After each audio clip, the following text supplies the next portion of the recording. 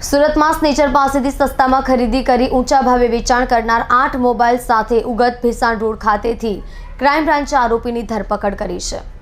સુરત શહેરમાં રાહદારીઓ પાસેથી mobile snatching અને ચોરી કરતા આરોપીઓ પાસેથી સસ્તા ભાવે મોબાઈલની ખરીદી કરી અન્યને વેચી મારતા શખ્સની સુરતના ઉગત ભેસાણ રોડ ખાતેથી ક્રાઇમ બ્રાન્ચે ધરપકડ કરી ચોરીના કુલ 8 જેટલા મોબાઈલ ફોન કબજે કર્યા છે। ક્રાઇમ બ્રાન્ચ દ્વારા આરોપીઓની કરવામાં આવેલી પૂછપરછમાં પૂણા અને રાંદેર પોલીસ ચોપડે નોંધાયેલા મોબાઈલ ચોરીના 2 ગુનાઓના ભેદ પણ ઉકેલાઈ ગયા છે।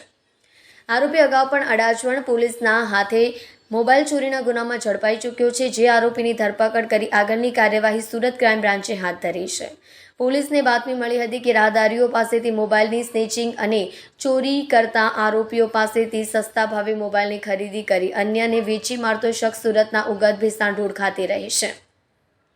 જે માહિતીને આધારે સુરત ક્રાઇમ બ્રાન્ચે વોચ ગોઠવી ઉગત ભેસાણ રોડ પરથી અભિષેક ઉર્ફે નાગો ઓમદાસ નિષાદને ઝડપી પાડ્યો હતો, જે શખ્સની અંગઝડતી લેતા અલગ અલગ કંપનીના 8 જેટલા મોબાઈલ ફોન મળી આવ્યા હતા।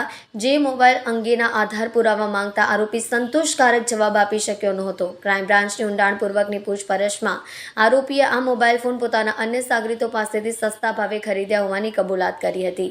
આરોપીએ ક્રાઇમ બ્રાન્ચને જણાવ્યું હતું કે પોતાના સાગરીતો સુરત શહેરમાં અલગ અલગ વિસ્તારોમાં રસ્તે ચાલતા રાહદારીઓ પાસેથી મોબાઈલ ચોરી અને સ્નેચિંગ કરી ત્યારબાદ આ મોબાઈલ તેણે સસ્તા ભાવે વેચાણ કરે છે।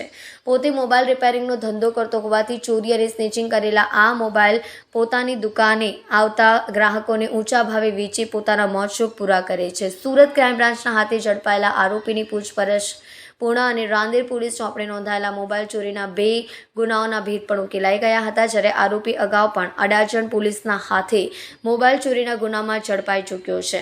હાલ આરોપીની ધરપકડ કરી આગળની કાર્યવાહી સુરત ક્રાઇમ બ્રાન્ચે હાથ ધરી છે।